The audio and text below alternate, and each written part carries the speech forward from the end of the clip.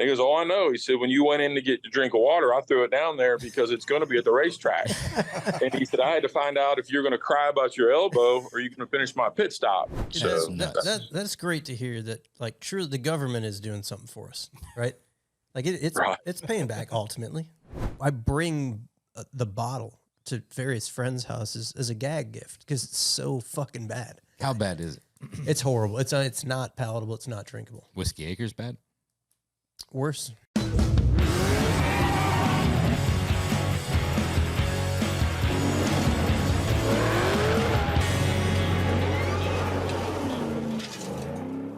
Welcome to Oil and Whiskey, an Ironclad original. Today's guest is Jeff Clark, Executive Vice President of Roush Yates Engines. It's 2024, fellas. How about that? Yeah, buddy. We made it. Still here. Yeah. Yep. New year. New year, new me, new you, new Josh. Got some New Year's resolutions? We never really had a proper kind of send-off to the last season and said thank you to all of the wonderful listeners that have...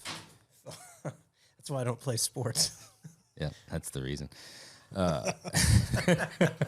It's the only reason. But we had a great 2023. Looking forward to a great 2024. Well said. I could not have said that better myself. Some big changes coming for 2024. We have big changes. May or may not be new chairs, since Jeremy has asked for new chairs. We'll talk about the whiskey we're drinking, and then we'll get to the review at the end. Let's do that. Let's be the whiskey. Would you like to read the letter, Jeremy? I could. Sure. You received this though, huh? Yeah, we received this in the mail. Okay. Hey, guys. I should have known. Hey guys, I wanted to wish you a Merry Christmas. Just a fellow car builder that is a huge fan of the Roadster Shop and loving the podcast. Enjoy some whiskey on me. Not sure if you heard about or have had Mike Rowe's Knobel whiskey. Also threw in a bottle of our local stuff made up the road from my shop. My two best pieces of advice I've ever received, one from a customer that I should really try to follow. Ha ha ha. Pretend you're rich and you'll be poor. Pretend you're poor and you'll be rich. That's kind of cool. And one from my great uncle. I wish he'd name the great uncle. I like uncle names. It's always like an Uncle Mike or an Uncle Larry. Uncle Terry. Uncle Terry. Uncle Gary. Uncle, yeah. A lot of uncles named with the Y. Yeah. That's right. But this uncle remains unnamed. He will always follow, and it couldn't be more true. Don't leave for tomorrow what you can accomplish today. Be safe. Keep kicking ass. Merry Christmas. I don't think Uncle Terry said the last part of it, but Austin Clark. Austin Clark. He is Gearhead9105 on Instagram. Check him out, man. Thanks, Austin. We appreciate it, man. Thank you, sir. That's Dude, an cheers. Uncle, I think that's an Uncle Larry. Austin, drop us a comment. Let us know what your uncle's name was. We're curious, but that's good. That's good advice. So we're starting out with the Lichtfield Distillery. Litchfield. I only know that because I had a friend, Alex, from Litchfield. Alex Litchfield, a fucking weirdo, but no relation. way back. Hope in the he's day. listening. Yeah. Assume no relation. Litchfield Distillery Batchers double-barreled bourbon whiskey, aged 5 years, 90 proof. Litchfield, Connecticut. Pinole, Connecticut. So we'll be doing a little review on this towards the end. Starts out pretty good. That's good stuff. Very drinkable, I'll tell you that. I was pleasantly surprised. Yeah. Yeah, it is.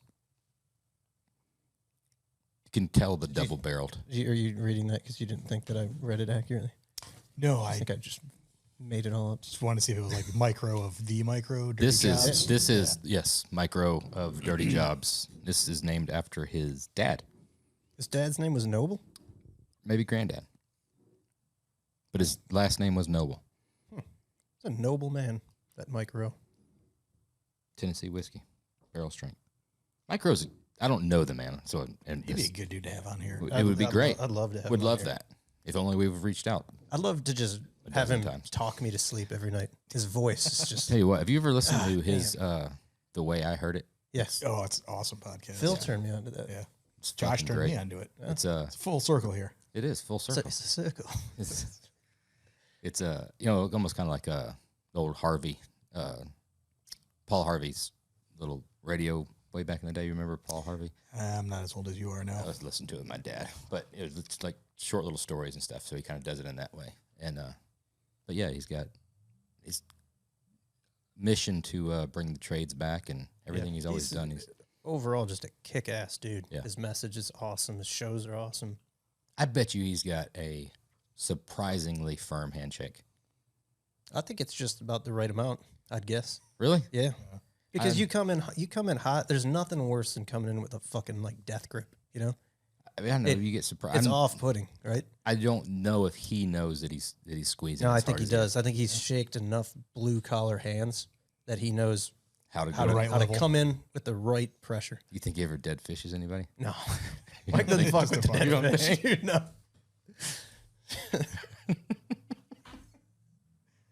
I inadvertently dead fished a dad at the wrestling tournament a couple weeks ago. It was because it was an awkward thing because like my wife was introducing. She's like, "Oh, it's so and so, so and so." And I kind of turn and I'm at an awkward angle. Well, then he reaches back on like the bleachers, right? And I just hit it all wrong, and it was almost kind of like, "Hey, can I get a do-over?" Like that was a bad. There's nothing worse than a bad handshake. It's like, is something wrong with me? Something wrong with him? Like, no, dude, like I've done it before. I know how to shake hands. Dude, the He worst. ended up kind of like just getting on this part. That's what I was going to say. The fucking short shift. When you come in and you just get like the That's what it was. second knuckle. Yeah. It feels so dirty. It's like you just, It ruined the whole day. We were there all day long, and I kept wanting to be like, "Hey, that's like man, it's good seeing you." dude, that's the equivalent of like a soft hug. Yeah. I feel like you might as well just come in and been like, There's a lot that goes into the proper, thumb lock, squeeze at the proper time. I think you got to call it out. Just, dude, fuck that one up. We got to go again. Let's go again. that usually ends because then it comes into like the you just can't recover. Yeah, throws you off your game. Yeah. Yeah. Sometimes it happens. You go in lackadaisical, and again, I'm blaming it on it was an awkward position. Seated on bleachers, different height. It happens. Yeah. It's no making fun of his Corvette to his face. That's more awkward. It is. Yeah. Significantly more Yeah, awkward. that's permanently awkward. That's a relationship ender. Yeah. Maybe for the best. Probably. Today's guest is Jeff Clark, Executive Vice President of Roush Yates Engines in Mooresville, North Carolina. Roush Yates builds world-class race engines and is the exclusive Ford Performance engine builder for the NASCAR Cup Series, NASCAR Xfinity Series, and the IMSA Michelin Pilot Challenge. You can learn more about Jeff Clark on X. You know what X is? Formerly known as Twitter. That's right. At Jeffrey Clark 8 and at RoushYates.com. Jeff like Clark, welcome to Oil and Whiskey, man. Cheers if you cheers, got one. guys. Cheers if you don't. Yeah, Cheers thanks for all coming the way on. around, guys. Man, I'm glad we could put this together. Yeah, man, pretty excited and love your shows. I've followed a few of the ones you've done. You guys got a hell of a cast that comes on here. I'm impressed. I appreciate it, man. It's very eclectic, that's for sure. Yeah, diverse. We've had some pretty cool dudes. Yeah. A little bit of everything. Much like Damn yourself, right. man. You've had quite the fucking story. I'll have to be honest. I knew of you briefly just with Roush Yates, but I had no idea that you pitted for two of my absolute favorite drivers, but the one being the late and great Davey Allison. Yeah, that was where we started, man. It was a whole startup for that program, and Robert Yates and our whole gang, kind of a Bad News Bears group that put it together and contending for wins and championships, man. Well, my wife's family and my mom's family is all from the Hueytown, Alabama area. Wow. So we lived there for quite some time. So Davey Allison was nothing short of a god in that area. So We ran into this before with a few other NASCAR guys. Yeah. Me and Phil are from the Midwest, up north here, Not a lot just of north NASCAR. of Chicago, Illinois. yeah, And we didn't have any of that NASCAR heritage here, unfortunately. you didn't. You're missing out. How did you get into this? Is way back in the day. So we love to get started at the very beginning. Yeah. How early did you know you wanted to get into racing, and how did you get in there? So short story. I was born in Oak Park, Illinois, right there in Chicago myself. Oh, damn. And as a kid, watched racing on TV. Loved watching the stock car racing and F1. That's about all you could pick up on the 3 channels we had back then. 2, 5, 7, Ended and 9. up, yeah. Ended up, I remember that elf car with the 6 wheels on it. That was always impressive to me, 7, 8 years old. But long story short, we ended up moving to Charlotte. That was my dad's hometown. And one of my neighborhood friends ended up being Doug Yates, Robert Yates' son. And it was just by chance we were friends. As we got older, working on go-karts, mini bikes, stuff in the backyard racing, ended up going to the race shop one time. And then, the light came on. It was like, oh my God, look at all the stuff here.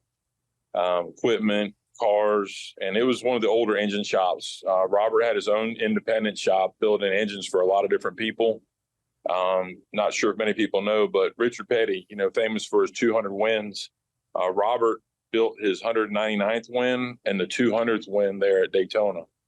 And really cool to see that happening as a kid growing up. And then Robert wanted us all to try to go to school before we went right into the racing shops. That was our addiction, to go follow him. And it was our dream to be, following his footsteps. But out of school, I was actually in the insurance industry as an underwriter for my family's business, and would go over on the weekends and every spare moment to help out, get the pit box ready for the weekend. Davey was our driver at the time, and a guy named Jake Elder, Suitcase Jake, pulled me off a ladder one summer, took me in the parking lot, showed me how to work the jack, and said, "You played sports in high school and college. If you can figure this out, we really need you to be on our pit crew next year." And man, that was like, getting the key to the golden, path. I worked my ass off that whole summer getting ready, and it all boiled down to a tryout with Robert Yates and the stopwatch. And if you want me, I'll tell you that story, unless you guys want to talk a little bit. No, we ain't got no agenda, man. This is just a conversation. How old were you at this point? So right out of college, 21 years old. I'm painting the shop to pay off some credit cards, and Jake Elder pulls me up the ladder and says, "Son, come out here in the parking lot. Robert Yates builds our engines. He drives our truck. He's our jack man. He's our part-time crew chief. He does everything." His wife told me, "We need to get him off pit road. It's too dangerous out there. You're young and courageous. Let me show you how it works." So literally for an hour and a half, middle of August heat, I'm running around a car, jacking the right side up, and you're getting timed from the time you drop the right side, how fast you can get to that left side and get it up. And hauling ass, working my footwork and working the jack. And this is all new to me, right? So Robert was like my other dad growing up, really, just voice of reason, pretty intimidating, coming from his motorsports background and pedigree. So he got out there with the stopwatch and he said, "Tell you what, go get a drink of water. When you come out, we're going to time you. And if you're fast enough, we'll think about letting you practice with the real pit crew." So I went and got a drink of water, and I'm coming out, and he's kind of hyping me up. He said, "All right, you give me your best time. You ready?" "Yes, sir." So jack the right side of the car up, and he says, "Go," and he hits the stopwatch button. So I drop the right side, and I'm going around the car, and as I go around the front of the car, my feet come out from underneath me. And it never happened all day, but my feet come out, and I go down hard as hell on my elbow, grinded in the asphalt, but I pop right up and get to the left side, jack the car up, and man, I'm dejected. Like, I just screwed up my one and only tryout for this position. I'll never get on pit road now. And Robert said, "Hey, come here, let me show you something." He said, "Look at the front of the car." And when I looked at the nose of the car, there was like kitty litter everywhere. And I was like, "Robert," I said, "this wasn't here earlier. I've practiced all day. I have not fallen. I don't know where that came from." And he goes, "Oh, I know." He said, "When you went in to get a drink of water, I threw it down there because it's going to be at the racetrack." And he said, "I had to find out if you're going to cry about your elbow or you're going to finish my pit stop." And he said, "You're pretty damn fast, even with the fall." He said, "You got the job, kid." Damn. So That's awesome. That's pretty good. Trial by fire. Robert was very serious, but very fair. Very, very smart, self-taught guy with cylinder head development. A lot of the engineers that were coming into the sport, he really had to educate them on airflow and combustion and, how power really was made in engines. Became very famous for those C3 Yates heads that he put together with Ford. And then everything came together. Jake was a little frustrated with us. He was ready to move on. Larry McReynolds comes into the picture, and we set sail with Davey. Started winning races. I think we lapped the field at the All-Star race, dominated the Coca-Cola 600. We won 4 or 5 races that year, finished third in points. And then the next year, we were on another really good run. And then he had his accident there at Talladega in the helicopter, and it was a whole reset for us. We were just getting running. And that was, as you well know, from Hueytown, that was like going to Elvis's funeral. I mean, I had never seen anything like that in my life, with fans hanging off of the overpasses, banners. I mean, I'm talking 20 miles of highway, just side by side, everybody there paying tribute to Davey. That's still so impressive to me to see that impact that he made on everybody from Hueytown. That's something wild. Yeah, I remember it like it was yesterday. I was a little kid. I bawled, man. Bawled. Yeah. Cried. Yeah, it was my hero, you know? Damn. And, yes, sir. And y'all showed up.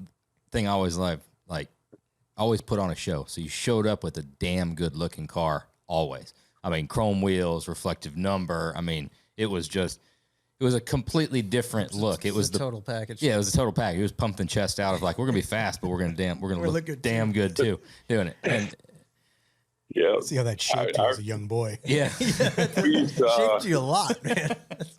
Damn right. I remember you talking about the chrome wheels. So we go to a test, and again, I'm green as hell at the racetrack at this point. I'm just hired because of the weekend to help in my athleticism, and showed up, and I looked at the car one time and I said, man, it just looks fast. And everybody on the team looked at me like, what do you mean it looks fast? I said, those chrome wheels and those reflective numbers. I said, go somewhere else, kid. We're going to show you how a car really goes fast. So, but it was those times you just never forgot. And bench racing, so to say, when you had time at the garage before we went on track, or if it was a rain out, had some rain delays, just spending time sitting on the benches. And during the test sessions, you know, Davey would be there, Rusty, Dale Sr., they'd all come and talk about, you know, what they're doing, the latest fishing rod they had, or a new rifle, or where they went hunting last. And to sit around and hear those discussions as a kid, it just, you never forget that. Those are the days in my book of the best racing, and it carried on for a long time, and it's kind of reinvented itself with this new car. So it's been fun to be a part of a lot of that. And now kind of one of the older guys in the garage, when I used to be the kid, always listening to everything I could to learn anything I could to make myself better or more competitive on pit road, or working on engines when I got my chance. It has to be crazy with you still being in it now. I mean, you hear interviews and you hear stories from people and stuff. But to be in it from back then, and like you said, Robert was driving the truck. I mean, how many people would y'all bring to a race traditionally and compare that to now modern day? Man, so when I got hired on full time, I was employee 23. And today, honestly, the numbers per car number are 100 people. So we were less than 25%, and everybody was utility man. You didn't have one guy specializing in making crush panels, or one guy specializing in a certain part of putting window beds in the car. You know, everybody did a multitude of things to make it work. And then when you go to the track, like your question, you had your 5 or 6 guys that would go early, and now it's like 12. And then on race day, we would maybe get to 20. And today, at times before these new roster rules came in, I know teams are bringing 50 to 60 people to the track to support each car. It was crazy, the budgets and the requirements to be a top level team. But, you know, we did it with a small group. We knew everything that needed to be done, and we worked a lot of hours. I can tell you, I told Doug, you know, I left Yates to go to work for the Earnhardt family.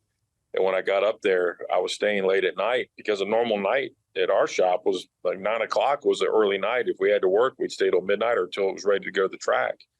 And Earnhardt came in my work center as soon as I got there, and it was about 6 o'clock, and I was one of the only ones there. And he said, all right, don't bring that Yates stuff up here. We don't work like that. He said, if you're not smart enough if you're not smart enough to get your job done by 5 o'clock, I don't need you. And I'm thinking, I understand what you're saying, but there are 30 guys down the road from here that are working their asses off and are going to make a whole lot more horsepower in the hours that we're going home and not working. And it was killing me not to work like that at the new shop. But he didn't want it. He wanted you to be with your family. You take this time, and if you're not smart enough to get it done by 5, go find somewhere else to work. So that was that's Dale Senior. That's the man, the legend. Yes, sir. When I went to work up at his shop, I was working on Steve Park's car, the Pennzoil #1. And then the next year, Dale Jr. went from Xfinity, which was nationwide at the time, to Cup. I was the engine specialist at the track and the jackman on that car. And then when the rest of those guys from that team, we all bonded and started working, then we started working the hours and getting ahead. And Dale was used to him being at Childress, where he was the man. He carried it. He made things happen. And at our shop, we didn't have that guy driving yet. Dale Jr. was still on the way developing. Steve Park was developing. Michael Waltrip came in later. But we didn't have a badass like Dale Sr. wheeling our cars yet. So we had to go to work. And I don't think he understood that at the time. He was expecting everybody to be like him. and there was only one of him. There's only one Michael Jordan, one Babe Ruth, and one Dale Earnhardt, right? So we started working, and we did damn good with Dale Jr. We won rookie year. I think we won 3 races, won the All-Star race, which was a big deal. We won, I think, Richmond, and then when his first one was Texas. That was just phenomenal. That rookie year to win 3 races, including the All-Star race. And then it really started to set sail with him, and it was almost like a Davey Allison repeat. Got a lot of good, hardworking guys, smart ideas, and it just takes a little time for that chemistry to develop. And then, man, it's, then you set sail, and it's fun. You're addicted to it. You work. I mean, you guys know your passion with your cars. It's not work. We're very blessed to be doing what we do, and of course, and you wish there was more time because you want to do more, right? There's always things you want to do that the clock's running out. So I relate. You guys, your cars are beautiful. I want to compliment you on that. I follow you guys for a long time. Well, I appreciate that, man. It's much the same way. I mean, it didn't come by leaving at 4 or 5 o'clock. It was when other guys were leaving at 4 or 5 o'clock. We were leaving, when the sun came up, something like that. So damn right, had to do it. You reached the point. Yeah, you reached the point where sure, yeah, you can go home at 6, 7. 7's early. That's right. An early day, but gotta put the work in, man. Got to put the work in. Was early Dale Jr. at that time when he's coming up from Nationwide Xfinity now? Was he as hungry and vested as early Davey was? Yeah. I think very much, and both of them had one thing in common. They had dads that were badasses that they were trying to, shine in their eyes, show their dads that they could do this.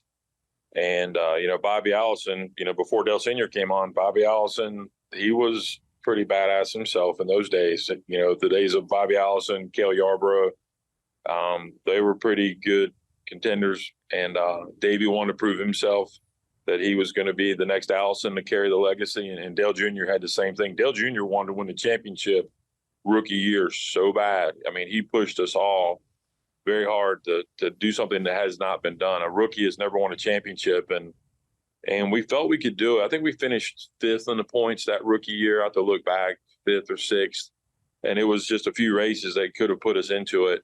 The next year we were contending.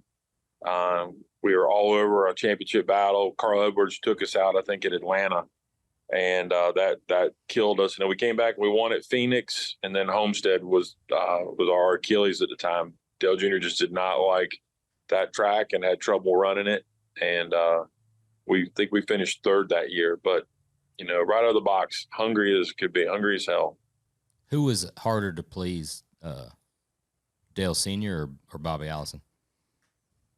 Man, I'd say from the stories. Now, I never worked for Bobby, but listening to Robert, Bobby was really hard on the guys. It was never good enough. You can make it better. And it wasn't that he was trying to ridicule your work or downplay your work. He just knew he could get more out of you. And if he got everything he got out of you, he knew he was going to give everything behind the wheel and do things that guys like Earnhardt would learn driving and racing against him to be better. One time I heard this story about Bobby. So they came out on a pit stop. air pressures on the tires weren't what he wanted. And he had a short run to try and win this race, and he needed more buildup, which means as tires get hot, they gain size. So he was going off into the corners and literally driving and turning the wheel harder than he should have to scrub the tires into the corners to put more heat in them to get him to build up faster. And at 180, 190 miles an hour, throwing a car off in the corner like that was unheard of. A little dicey. But Bobby would do it, and he ended up winning that race. Now, Earnhardt many years later heard these stories, and he would do the same thing. That was going from bias ply tires to when we first went to radials. They were still trying to figure that out, the way it felt. But the radial tire changed a lot for us and settled that kind of, stuff down. But those guys that would push your crew hard as you could, because he was going to push that car as hard as he could. It's really neat to look back on that. There's a few guys like that. They come every once in a while. I know today and Kyle Busch catches a lot of crap about his attitude, the way he is, but that kid is so talented and he drives with a lot of that same drive. I think he's a lot younger when he was having his success, so a lot of that immaturity showed when he would throw his temper tantrums. But if you look back at some of the young Earnhardt stuff, the young Allison stuff, they all had the same stuff. It just wasn't as publicized and wasn't such a social media frenzy, there wasn't right? social media. Yeah. Right. With all the technology that's come into the world, is there still a lot of those old school driver tricks so the driver can make that much of a difference from one guy to the next? Yeah. It's still the same thing. There are about 5 drivers in that garage today that are top of the lid. Yeah, Kyle Larson's got it. And actually Chase Elliott, he's very talented, and one that doesn't get enough credit yet, William Byron. Yeah. Super talented. He's coming along, and that kid came from iRacing. And to think that, he did that from, sim racing to the talent he's brought, pretty impressive. And I'll tell you a couple others that are coming that are going to shine later. Logano's doing his thing. He's pretty strong. Kozlowski, they've had their day. But as far as young up-and-comers, Noah Gragson and probably Chase Briscoe are your next two to really break out and show you some performance. I'd like to see Corey LaJoy get some good equipment. Oh, man. Love Corey, man. Him and his dad, great friends. My first wife, Shauna Robinson, she drove Xfinity, ARCA, drove 1 year in Cup. And LaJoy's and us ran around all the time. I remember Corey coming home from the hospital wrapped up in a blanket. And to see him driving a car now, it just blows my mind, makes you feel real old, right? But as far as his grit and He's a hard-working dude. Damn right. Great kid and a great driver. I think when he gets in the right seat, it's going to be one of those things, another one of those things that set sail. You're going to see him take off and do great things. Yeah, we had him on the podcast last year, early last year, whatever, and really liked him. Got to know him a little bit from that interview, and you just somebody you always kind of follow, and you can kind of see that hard work and doing what he can with what he's got, and he's gotten himself in some situations where it could have gone a really good way, That Atlanta race with him and Larson, damn, it was so close, and then he's such a garage favorite. I don't know if you remember when Dale Earnhardt won his one and only Daytona 500, the whole garage lined up to, high five him and say congrats. Didn't matter if you were running a Ford or whatever other brand, you went out to, pay your respects because what he had worked so hard to get. I think Corey will have that same type of, support from everybody in that garage. Proud of him to win a race and be a garage favorite kind of guy. He grew up in that garage. He's playing football on the infield during the races when he was a kid, and now he's driving a car. Well, we're going to get into some of the modern day, obviously, about Roush Yates, and that's what everyone wants to listen to. But I got another question about the old school, because you're hung on this Bobby Ellis. Well, no, I'm always fascinated with whether it be a sport or industry or whatever, fascinated with the growth and progression over time when something, especially that's been around for this long, right? And seeing it grow from the driver hauling the race car on his pickup truck to go to a race, to then having a big rig, right? Because in 91, y'all thought y'all were high cotton, right? You thought you had your shit together, right? Y'all were like, nobody's running this shit. who was the first team to really start doing it what we see as or close to modern day area? Something, you know, Hendricks level. Somebody that's got a truck driver, that's got a bus driver for the driver. So who came in with a shit ton of money? Yeah, who came in with spending a shit ton of money? Exactly. Yeah. Where it started going. Because I mean, now you got chefs, you've got stuff like that. I mean, y'all didn't have no chefs then. What, y'all have a charcoal grill and some hot dog weenies or some bologna or something? Hell no. We had slick meat in a cooler. We didn't even have refriggerators in our truck. These guys don't even know what slick meat is. You don't know what slick meat is? No. That's bologna, potted meat. I mean, that's going to be any. Oh yeah. Olive You're loaf. lucky to have that. That's some learning experience for me, man. Oh yeah. So Robert had this philosophy, and there's a couple really cool things about Robert. So when you got to the shop, you never backed your car into a spot because you're too worried about leaving. He said, I got some rules around here. If you're backing in the morning, you're not worried about getting your ass in the shop and going to work. You're worried about going home that night. So I don't ever see someone backing into a parking spot. I like that. That's like really that good. I've never heard that before. He also said, now I'll pay your speeding ticket if you're going to work, but on the way home, you're on your own. Dude, it's funny. Like the old guy, the mentality and what they say, it like the longevity that, like the impact that had. You can't do that today. Like there's an Indeed complaint about me saying that the owner told me if he can get his ass here in the winter, then I should be able to too. Well, fuck yeah.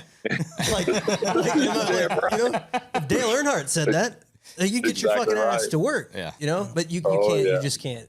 I mean, times have changed. Yeah. And we had at the new shop at Earnhardt, we had this, it's like we call it the fishbowl. It's this big glass room. It had all these machines in it, with, you know, Bridgeports and lathes and mills. And then we had the assembly bays, and then we had a little break room, and there was a long hallway. And Earnhardt would always come walking up the hallway right before break. He was going up to his office. But one day you always heard his boots clicking down the hallway, and you knew, like, all right, straighten up, make sure you look around, make sure the place looks nice. He's coming down the hallway, and he's walking by the break room, and man, all of a sudden you heard his boots like slide, like he came to an abrupt halt. And I'm like, oh shit, what do we do? He came walking in the break room, and there was a kid sitting in there. He had like a Pepsi like bottle in front of him. He walked over and put his arm around the kid's neck. Said, get your bottle. Let's walk outside. He said, you know, Sundrop's what I drink here, and we do Coca-Cola and Sundrop. And he said, if you would come with that in your hand, you don't need to come back. He walked into his car, made him put the Pepsi in his car. He said, if I ever see that again, you're going to leave with that in your car and never come back. We clear? damn. So he's very loyal, brand loyalist, but he stopped right there to make a point. Don't bring Pepsi in my shop. But was there a sponsor on board at that point? Or? Oh, yeah. He was a Coca-Cola driver, and he always did those Sundrop, that commercial where he like the bunch of kids on tricycles said, man, you never want to race that Earnhardt kid for a Sundrop. It was a whole story about that. But to your point on the money coming in, I would say Rick Hendrick was the first guy to start putting his guys on airplanes. Back then, we had 15 guys in a 10-passenger van. You get to know each other real well when you're driving to Dover and Pocono, and that was our MO. We drive everywhere because we didn't have the budget. And Rick was putting his guys on, at the time, King Air, you know, twin prop planes. They get home, they're fresh. He'd fly his pit crew in on race day morning. Our pit crew guys were driving in pretty tired, but we realized as money came in that we better start stepping up or we're going to get left behind and competing. So also was the first one to put motorhomes at the track for the driver to rest and not have to run all over the place. And, you know, autograph sessions are always at the racetrack. So stay longer, sign more autographs. We can sign more sponsors. And by the way, there's a motorhome. When you get done, you go sleep at the motorhome. And it grew into this whole motorhome city. If you guys have ever come to the races, there's a driver owner lot, and there's like 100 motorhomes that all the drivers and car owners stay there. And the sponsorship kept growing because it cost money to support and compete like that. And went from King Airs to Lear jets to, we got regional jets that fly the guys around now that privately owned regional jets. Earnhardt was always the leader at that. He always had the nicest airplanes and always stayed at the nicest hotels. And that was his way to attract the best talent to his teams. Well, talking about Motorhome City, we've talked about it for years, but maybe this year's the year I get Phil and Jeremy both. We're going to go down to Talladega, and we're going to camp in the infield, and we're going to be there for the whole weekend, right? Because you ain't never been. I've got to experience the culture. You've never I'm experienced nothing I'm like the embarrassed. infield at Talladega I'm embarrassed to say that I haven't. Friday and Saturday night. Yeah. So I'll give you a quick explanation. Have you guys ever been to Sturgis, the bike rally? Haven't been there. Never been there. All right, We're you see just like some sheltered Yankees, you know. All right. Well, Sturgis Bike Rally and Mardi Gras, New Orleans. You mix those two together, and that's Talladega infield. Damn. Yeah, you ain't. Yeah, I'm telling you what, it's you ain't never seen nothing like you fixing to see. So Hendricks was the first one to put the motorhome in there. Did him spending that money, making those drivers happy, building that promenade, getting the bigger sponsors, did that start the ball rolling? Did that bring the money in to all the teams, right? And that's what kind of grown. I have not heard that portion. That, I mean, at that point, he was spending his own money before he got the big sponsors, right? Yeah, he was taking the dealership money, and that's one thing. He was very fortunate. He had those dealerships, and he had that extra money to put into the racing, and it made sense. You know, it's advertising for his car dealers. But like I was talking about with Earnhardt, way he would try to recruit people with the nice planes and nice hotels. Well, Rick Hendrick was showing you how, you know, he was doing the same thing to get the best drivers. If he had the best drivers, then the rest would all fall in place. And that's what he would do. And he'd take the dealership money and use it over on the cars. And, you know, all the way back from, you know, Tim Richmond, Jeff Bodine, the beginnings of it, all the way up to when, you know, started growing into the younger drivers, you know, Darrell Waltrip, Ricky Rudd, and then obviously the whole phenomenon with Jeff Gordon, Jimmy Johnson. I mean, he was the right guy that put it on the plate, you know, put your money out there and hire and spend the money, get the best driver. Well, where did modern day Roush Yates really start taking off sides racing? Because I mean, personally, I'll sit here and we'll talk about old racing all night long, right? But the Roush Yates now, today, modern day, 2024, is a business completely unlike anything that anybody thought that they would be at, I would assume, right? In the Absolutely. 90s, right? NASCAR and motorsports in general is just a portion of what y'all are doing. Correct. So go back to 1990, Robert Yates had a cylinder head that was 50 horsepower better than everybody in the garage. Earnhardt was raising hell about it. That's He goes 50, to NASCAR trailer. 5-0. 5-0. And everybody, if you raced heads up with Davey or when Ernie Irvin came on, you could tell how you're getting pulled in the straightaways. And there's a famous radio check from Earnhardt. He got on Richard Childers. He said, listen, he said, I got Davey covered in the corners, but I can't beat Robert Yates going down the straightaway. You got to help me. So what happened was NASCAR pulled all the different Ford guys at the time, and everybody had different shapes and sizes, and round ports, square ports, rectangular ports. They wanted one design, and everybody voted unanimous that Robert had the best head, a design that he wanted Ford to adopt that, create templates, and Robert had to provide that to every Ford team. Now, back then, we were hand grinding and porting all these heads. It'd take about 3 months between all the grinding, go back to heat treat, harden them, and bring them back out. We were trying to figure out how in the hell we're going to make cylinder heads for every Ford team in the garage. And that's when he went and bought his first CNC machine. He bought a Mooresville, I think he bought an MB40, 1990, brought it in and started porting cylinder heads. And we were pissed because we had to give our cylinder head to everybody. Do you remember the race at Michigan where Darrell Jarrett was in the Wood Brothers car and he beat Davey 1-2? That was the first time we got beat by our own cylinder heads. And everybody that bought these heads and put them on engines, I'm talking at the time you had Junior Johnson was a Ford, Penske was a Ford, Alan Kowicki, the Wood Brothers, Jack Roush. They'd buy these cylinder heads and immediately pick up 50 horsepower. And all of a sudden we're racing our same power level. But what Robert had to have meetings internally with us to make sure we understood that that same machine was going to help us get way ahead of that. And we went from, that was a time where most people were 650 horse. We were right around 700. And we took off on a run from that point for the CNC machine. We got to 750 real quick. We got to 800 horsepower real quick, 850 real quick. We're jumping and this is all through cylinder head design? Cylinder head and cam design. At this point, too, this is when NASCAR is at the height of their push is more of the homologation, right? They're wanting, Right. because you're having blowouts, right? You're having guys that are just kicking people's asses, right? And they're, Oh yeah. and basically since then till now, their focus has been on evening the playing field, whether it be reducing cost or whether the thing is like, these cars need to be as close to the same as possible, right? So they come in, they're like, this head's either done or it's for everybody. I got another question is, when y'all are building these heads for other teams, I've always wondered this. I'm thinking Are there our heads, your heads? Yeah, there's got to be the one that the little R notched in the thing is like, these are. There's a little different tool path. You got Monday motors and Friday motors and stuff. Yeah.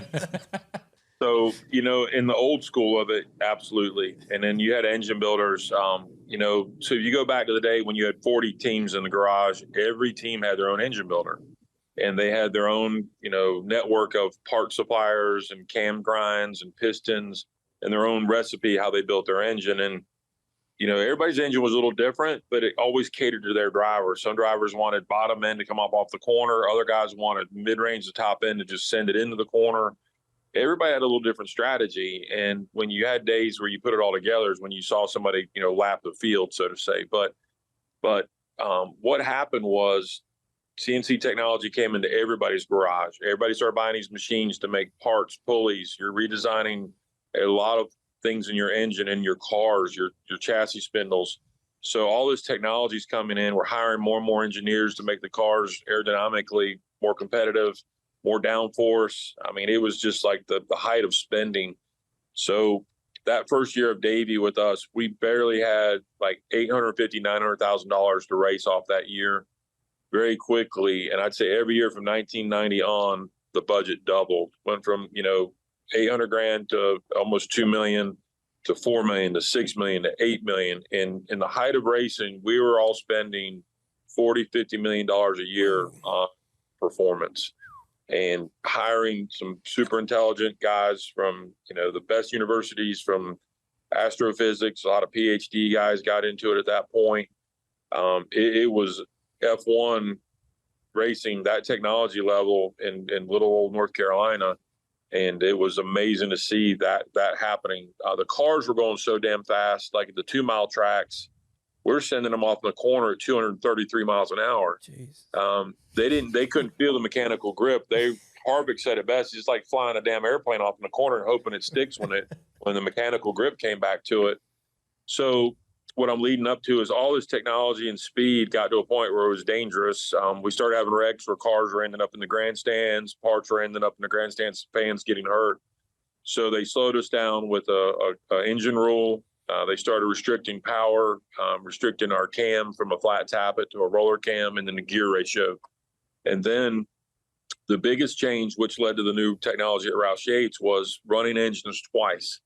When we had to run an engine twice, we weren't consuming as many parts. So we had all this capacity on our CNC machines. And that one CNC machine we started with for the cylinder heads had now grown to 12, 15 machines. At this point, we're about 25 different machines, and now we've got idle time because we're not using all the parts. Doug had the vision to start looking for military contracts, and Doug Yates is Robert's son, super intelligent young man, very visionary, just like his dad.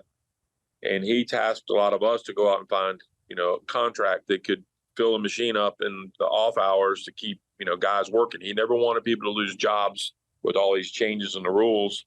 And I give him a lot of credit for that. So 5 years ago, we ventured into open industry manufacturing. We ended up with a contract to make the radio housings for the Hummer vehicles. So every Hummer has a dashboard radio. We build the center section and the 2 heat sinks for the Hummers. And then we do the backpack radio.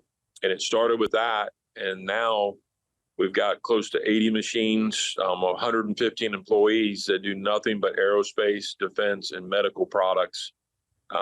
When one time the engine components was the entire floor, it's less than 15% of our floor now. Everything else is aerospace and defense. And that's what truly led us into this new era of business, kept our employees working. But the cool part, we learned so much doing these other projects. We bring it back to racing to make our engine parts better. And that's the whole core of it. What can we learn building satellite parts or rocket engine parts for SpaceX that can make our our engines better in our racetrack. So that's great to hear that. Like, sure, the government is doing something for us, right? Like it's paying back ultimately. Yeah, I'd still like to pay a little less, but I got two questions. I got to ask them both because I'm stupid and I'll forget. So, do you ever sit around at night, whether it's having a glass of whiskey or a cigar, whatever your vice is, whether it's you driving home, and think about where you're at today, the company, what they're building, from back to slipping in that fucking easy dry, on the Jackman, and the hard work that you've put in to where, I mean, you started at the bottom, right? Oh yeah. And now you're walking around, and I guarantee, like, there's not many people listening, so you can admit it. There's a bunch of fucking smarter people that work there, than all of us, right? Oh yeah. And then how do you impart that on entry level guys that are coming in to work there about being patient and working hard, and you have no idea? 6 months might seem like a long time, but I promise you, in 10 years, it seems like it's flown by. You're all over it. You're exactly right. So we have this thing we call boot camp, and that's when you're in tear down, when you're taking engines apart after the race, and your hands are in a Varsol tank all day long, and especially the wintertime, your hands are all cracked and bleeding. But you learn how to build an engine by taking it apart. You are the first one to put your hands and eyes on that engine after a race that may have found a defect or a flaw that could save us from a failure next week. We all started there. Doug started when he was 5 years old. He was free labor for Robert. I didn't get to get started till I was right out of college, and a lot of our friends were like, "You guys went to college. You're going to be grease monkeys. We don't understand what the hell you're doing. You got a degree. You got these insurance companies and a lot of engineering opportunities for Doug. What are you doing with this racing?" It was in our blood.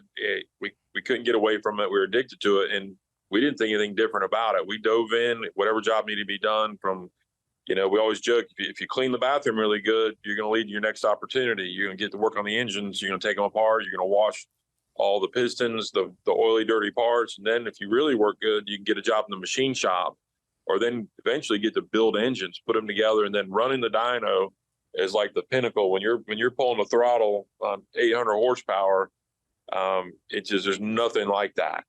So to your point on how do you relay that to kids, you make sure they understand. And we've got pictures in this room I'm in right now of back when Doug and I were the guys in the mechanic shirts in the parts washers, washing parts. And if you look at our first Davey Allison Daytona 500 win, there's these two kids that are pale white because we hadn't seen sunlight in probably 6 months, black rings under our eyes because we've been working 18, 20 hours a day, but the biggest damn smiles you'll ever see on two kids' faces winning that Daytona 500. And we still have our rings to prove it. Like, we were there and what that meant to us. And it's like anything, your first kid or your first experience at anything, that right there, we were hooked, and we never deviated. But try to share that with kids. And we do that today. When we win big races, we match the teams and we buy everybody a ring. Everybody from the teardown guy to the engineers to our accountants, the secretaries, everybody gets a ring. And Doug and I both have the same count of Daytona 500 wins. Now, my path was a little different because I went over to the Chevrolet side, 2 wins with Michael Waltrip, the one with Dale Jr. But it's amazing. We both have 10 Daytona 500 rings, which of all my friends in the garage, I don't know anybody else that's won 10 Daytona 500s. Shit. But there's a lot of other people in our company that when we win one at Roush Yates, everybody gets a ring because they contributed some way or shape, form.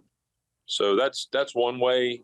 We do bonuses. And again, bonuses back in the day got really extravagant when the money was really crazy.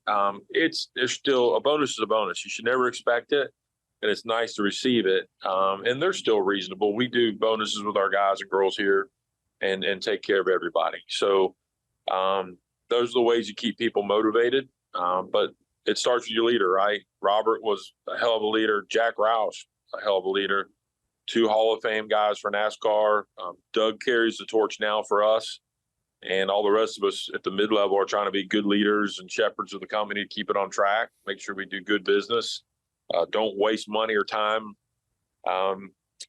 Jack and Robert, man, they were arch enemies. And we can talk about how they put the whole thing together with Roush and Yates.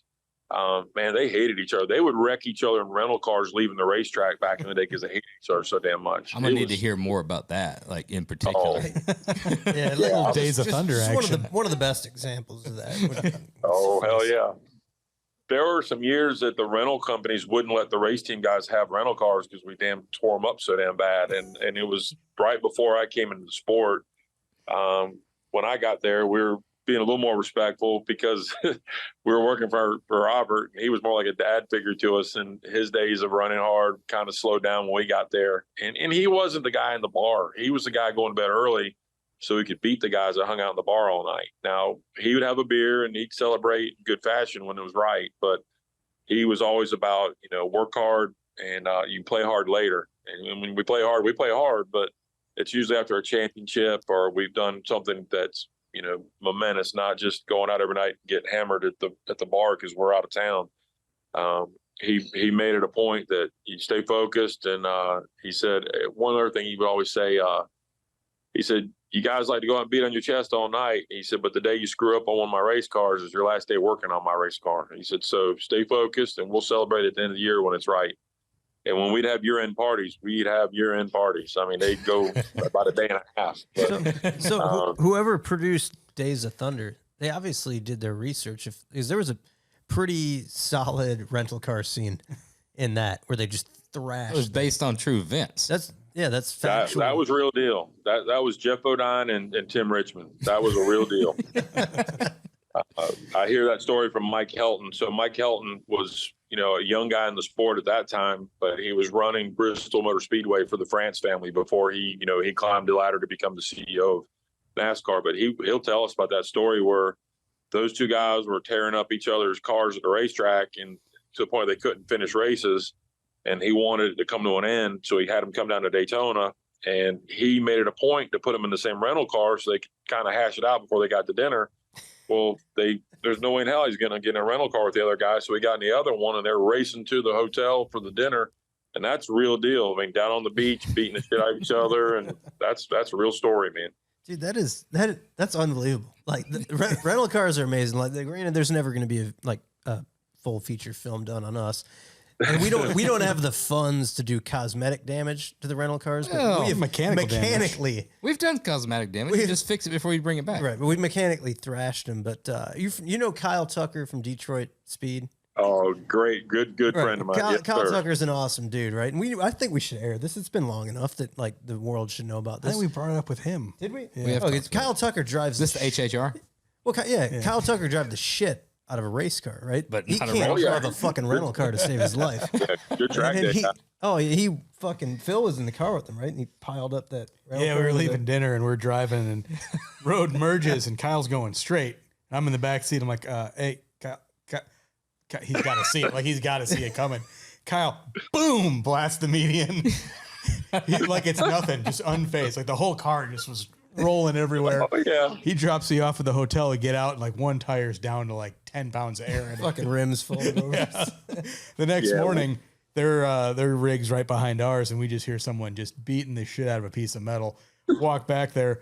The Chevy HHR is on a jack, straight tires off, and they got a sledgehammer and they're pounding the wheel out behind their 53-foot featherlight stack. Oh yeah, countless stories of that. One, I'll tell you one about Robert Yates and Jack Roush. They're at Richmond, and Robert's cars were really fast, and Ford was the halo that everybody worked under, and you were supposed to share data with them, and a lot of times you maybe not told them the whole truth. About what you had under your car as far as springs and setup.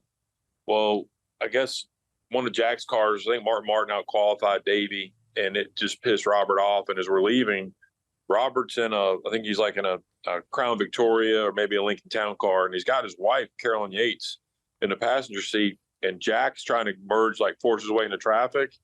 And Robert just cleaned him out, took the whole nose, radiator, everything off the front of that car, just drove right out of the tunnel, dragging Jack's car along. And then when they got to the tunnel, it scraped Jack's car off at the tunnel entrance on the big guardrail. And Jack still tells that story. He said, yeah, I don't really care for Robert a whole lot, but I love Doug. And he said, once we got to working together, we learned about each other and we became good friends. But that's the kind of stuff that went down, man. They were really big competitors. And I think 03 Toyota announces they're coming to the sport. And Ford's in a big panic. Like, we're spending millions of dollars with Jack on engine development. We're spending millions of dollars with Robert. We need to merge the engine companies so we can compete with Toyota because they're coming with a big checkbook. And so they asked them to sit down and have a meeting. And they're like, do you not realize we hate each other? Like, there's no way in hell this is going to work. So Doug was able to get both of them to one of the motorhomes to sit down for a meeting. And Jack started. He said, Robert, I'll just start out by telling you, I don't care for you a whole lot. I don't like the way you treated me over the years. And he said, I'll just get that out right now. And he said, you know, you don't have an education. You did a, you know, diesel school. You know, I'm an engineer by education, and he was really proud of that. And Robert said, yeah, but, you know, we kick your ass in horsepower every time we talk about it. So let's figure out how to make this work. And they got through it, and through the talking, realized they had the same birthday. They were both what we call nail straighteners. And what a nail straightener is in our book, if you got a house project and you're building a deck or you're building something and you bend a few nails, don't just reach in that box with a new nail. Take the hammer, straighten that bent nail, and use it. They both had that same philosophy. And once that all came on the table, and they had Doug to be the glue between them, and they could both focus on the race cars, man, it was like a deal from heaven. So that was 04, the first year. We go to Daytona. We put a Roush car and a Yates car in the front row at Daytona, and then we win the championship with Kurt Busch. So it was a really good program. Ford was proud that we were able to put that together, and immediate success. And Doug still runs the engine company today because of it. And Toyota was out there that year? Yeah, that was the first year Toyota came to the Cup level. How'd that They'd feel? been working. It was that was Juan Pablo, right? Yeah, they had Juan Pablo and some cars. Michael Waltrip Racing was the big one that we said defected. They took on Toyota, but you think back, if you're a business guy, they got one hell of a paycheck to do that. Yeah. So, and, you know, you got to also think NASCAR, good old boy sport, man, what the hell are they bringing Toyota? Why didn't they get Dodge to come back? Why are we bringing Toyota, this Japanese automaker? You know, when it comes down to cubic dollars, they were coming in strong. They had already been in IndyCar. They had been an off-road truck. They'd been in F1 even. And NASCAR was the pinnacle to say they'd made it. And they were going to spend whatever it took to be a part of it. And, you know, they came in with Joe Gibbs Racing and Michael Waltrip Racing to start. And they did a good job. I'll give them credit. They did really good marketing. They started with the truck series. I don't know if you remember Darrell Waltrip doing the commercials where he's driving around the house and trenching up the yard. But they grabbed a local, you know, hometown favorite like Darrell Waltrip, and it started getting people to, you know, embrace Toyota. And 9 times out of 10, you may have a Ford or Chevy truck in the driveway, but your wife or somebody in the family's got a Toyota because they run forever. You know, they're economical. So they finally made their way in. And then when Kyle Busch hit the scene, man, it just took off. I mean, that kid was phenomenal, all the wins and the success they've had. But it's always been focused around Joe Gibbs. I think the one with Truex with Furniture Row out in Colorado, they just outspent everybody that year to win that championship. And Truex is a hell of a driver. So Toyota did their job. They invested. They kept a lot of people working. When, you know, Chevrolet kind of consolidated, they got rid of Oldsmobile, got rid of Buick. They went to one brand. You know, Toyota picked up a lot of jobs that would have been people out of work. So, you know, I appreciate them being here for that. And they do a good job. They're respectful at the track, but damn, they spend some money. They make it hard on the rest of us trying to keep up. I want to circle back to what you said about, you know, Jack's, you know, kind of looking down his nose at Robert about education and stuff like that, because I didn't know it was 04. I knew it was early 2000s, because I remember it being down there. I remember being, you know, in the South, and you looked at Robert Yates as like one of yours, right? And you looked at the Allisons, you know, and you looked at everything that Yates and the Wood brothers. I mean, Wood brothers and Yates, and it was kind of like it was a family. They raced against each other. So you kind of took care. I mean, from the South, you kind of had that sense of pride. Where you looked at Jack Roush as kind of this like uppity Yankee, you know, that thought he knew everything and stuff like that. And that was when you saw the merger on the outside looking in. It's like, this isn't going to work. Like, and you're kind of pissed off, you know, like, and it's funny how our perception in the South of that was pretty accurate of exactly what it was, but then they made it work out.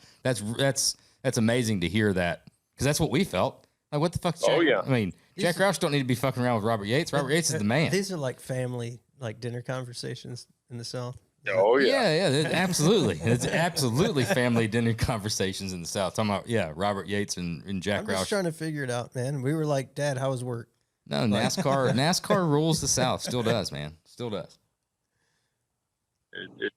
So Robert grew up in a very large family. He's got a twin brother, Richard. They were the youngest of 9 children, and their dad was a preacher, a Baptist preacher.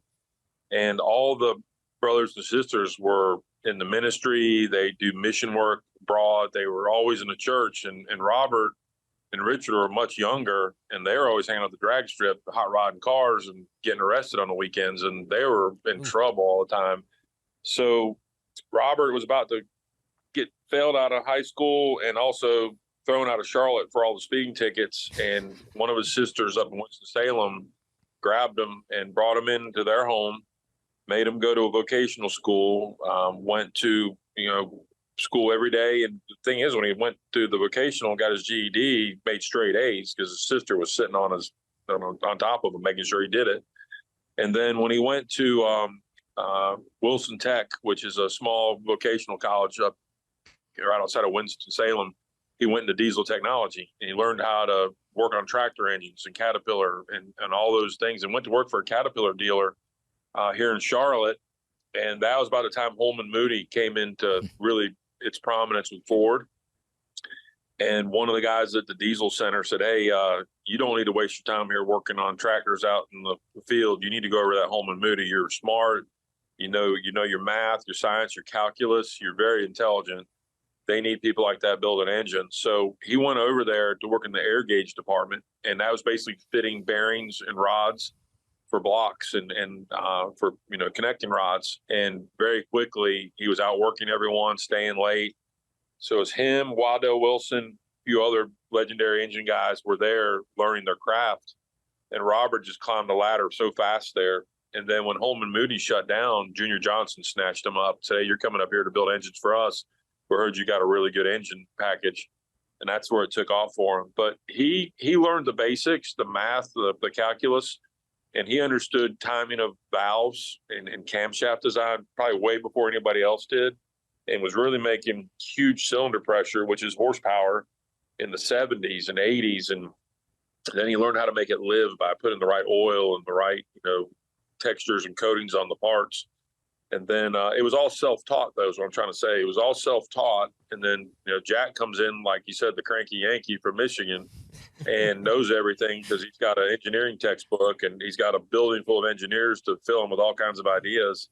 And I'll give Jack credit. When he was doing the road racing stuff, the Grand Am stuff, and then Trans Am, he dominated. Man, he won that Trans Am championship 10 years in a row. Pratt and Miller Engineering was formed by 3 engineers that left Roush to go do the Chevrolet deal for Corvette. So, he was the home bed for a lot of, think about NASCAR world down here in the South. Jack Roush was doing the same thing up there with road racing and giving guys opportunities. So he had a big, follower group up there. And when he came to NASCAR, he was just different. He was a Yankee, like you said, wasn't well accepted by us. But when those two got together, and the engineering minds and the genius they both had blended, man, it was amazing. The first year, everybody thought we were going to run the Yates engines at Daytona because of the big, Daytona power Robert had, and then they'd run Jack's engines to the other tracks because of the fuel mileage and the durability.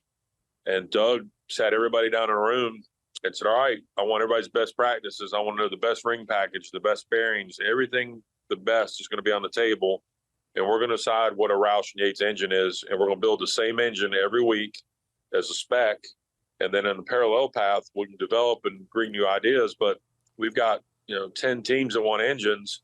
If one guy is the best engine builder here and he's got his own secret recipe, the other drivers are going to fall behind. We got to deliver the same to everybody to make this work." So that's how it started in 2004, and it's still that way today. Every team from Penske, Stewart-Haas, the Roush teams, they all are within about 1% or less, which when we were at 900 horsepower, they're within 9 horsepower. And today they're within 4.5, 5 horsepower. It's pretty amazing to build engines that consistent every week. The power has been limited through the rules with the restrictor plate or the tapered spacer. So the thing we really work on is where we put that power, if it's low end, mid range, or top end for which tracks we're going to. And then the biggest thing we work on is acceleration rate. How do we make it ramp up as fast as we can? So that's the I guess the targets every week is acceleration, and then putting the power at the RPM band where they can utilize it the most at each track. That's got to be like an impossible mindset to get through, is you're building the power plant for your competitors while trying to beat them and make sure that you're all on the same level. Like, how do you preach that to yourself and then sell it to the whole team to get everybody on board? Yeah. So the easiest thing was we got out of our race cars. So we don't have cars anymore ourselves. And Doug is very well trusted in the garage for meeting that power platform for everyone. And there's a contract. Everybody leases an engine. You don't own the engine as a customer, you lease it. And within your contract, if you think you're being slighted on power, you can call for an audit at any time and have your engineers sit in on the dyno runs and look at all the books of all the other engines that went out that week. Whenever we have an engine that's off on performance, we will find, if we can't find anything in the engine, like a cam lobe going down, or let's say a spark plug's gone bad or something electronic, we usually will dive into drivetrain and we'll find out somewhere in the drive line there's something going bad, or the wrong exhaust system was put into the car. There was a big deal back when we were shaping the aerodynamics under the car as much as we were over the car. So to give you an example, we were shaping oil pans. Instead of an oil pan being flat, it would have taper into it to create downforce under the car. And then the runners, so you got exhaust ports and a V8, each side, 4 runners coming out. When it came down, instead of being tucked nice and tight on top of each other, we'd fan it out 4 wide and create a wing under the car. And that was creating downforce. And then when it went to the tailpipe was really crazy. It would literally be made and molded to the floor pan of the car. It was like a belly pan. It was exactly like a belly pan. And if you were thinking of engine power, that was the worst thing you could do, because you're restricting. Sometimes we had 90-degree bends in a tailpipe, and it 1 inch by 10 inch wide, go 90 degrees and 90 degrees go around a frame rail. And, physics and, flow dynamics tell you that that's screwed up. You're killing yourself. But we would pick up half a second in downforce under the car by doing this. Damn. So sometimes the guys would get the wrong tailpipes. They thought that they needed a Charlotte downforce tailpipe versus a Vegas tailpipe, and they make a change, and they were off on power, which we found out was a tailpipe. It wasn't anything on the power of the crank. It was the different applications of the components that went to the engine. And that's how detailed this stuff gets. It's crazy. I couldn't even imagine F1 what they deal with. We're dealing with, our engines and our assets we can bolt on the car at any given week. But, the budgets those guys still have, I could only imagine the variables they have for tuning an engine. Well, I know, you've had years of a great relationship with Ford. So take us through the first time you're getting wind of the GT40 platform. You got to build some motors. And then, I know you're, born and raised in Illinois, but you've been in North Carolina long left. You call it Le Mans, just like I do from Alabama. I know it's supposed to be Le Mans, right? But it's Le Mans, right? Yeah, that's Le Mans. I'm American, dude. I'm not. Right. Yeah, it's Le Mans, right? Yeah. I don't. Le Mans. Yeah. It's just fucking Le Mans. Yeah. And Pontiac had a Grand Le Mans. So how does that get started? And it has to be quite the buzz around the shop there for a while. Oh, it was awesome. So we had a phone call from Ford that we had to get on at midnight. They all had to be at this other shop, not the NASCAR shop. We had a separate facility that at one time built all the Xfinity and truck engines. And when that kind of went away, we were doing a lot of grassroots stuff. We were building sprint car, off-road truck. We did all the Hoonigan stuff for Ken Block. That's some badass stuff we did with them. I'll talk about that later. But we get on this phone call in the conference room. It was called Gasoline Alley. That's the street the shop's on. And it's a guy named Dave Parasak, who was the guy brought Mustang back in at Ford. back when they started doing all the retro stuff in like 04, 05. Dave Parasak, Andy, let's say Mullally, the CEO of Ford at the time, and he was talking about, and Edsel Ford, they're on this phone call, and they're talking about the 50th anniversary of going to Le Mans and beating Ferrari, and they want us to do it again. And we're like, all right, great. They said, get your budgets together, send it in. So we spend about a month putting our budget together, and we think we're going to take the Coyote engine, the 5.0 engine, because that's what we were racing in the Daytona prototypes. And then they throw a curve at us, and they said, okay, refocus your budget around this V6 EcoBoost. Take 2 cylinders off of it. Yeah, we're like, what? They're like, yeah, you're going to run a V6 twin turbo. And we'd never seen one at this point. And they said, what we want you to do is get it ready to run in Daytona prototypes for a couple of years, get it ready, proven out, and then we're going to put it over here in the Ford GT. So we had just signed Chip Ganassi to leave all the Chevrolet and BMW stuff to come to Ford. And we had a hell of a run with Chip. We were winning the Rolex 24. We were winning Sebring. We won a ton of races because his team was set to win, and we worked our asses off on that engine. And so we come to the final meeting, and we put this budget together about what it was going to take to run. We wanted to take 8 Ford GTs out there. And Malawi gets on there and he said, you guys are fucking idiots. There's no way I'm spending $300 million to wave a flag over in Europe. He said, I can launch 3 new car platforms that give our shareholders dividends. He said, this thing's over. And he hangs up. And we're all looking at each other in our building like, what just happened? And he was serious. He was serious. It's shit can. It's done. So Parasak and Raj Nair, he was the chief technical officer. They called us the next morning, apologized, and said, all right, let's do this with 4 cars. Let's cut it in half.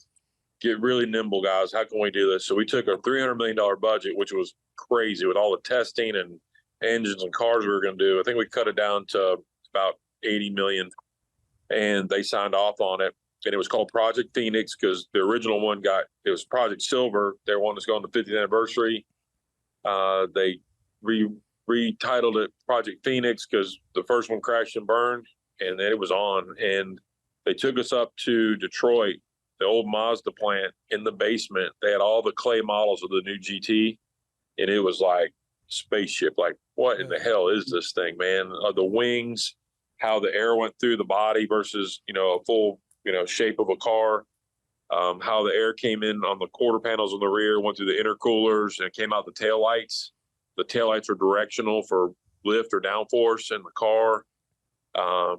The swing up doors. I mean, it just, all this stuff was blowing our mind.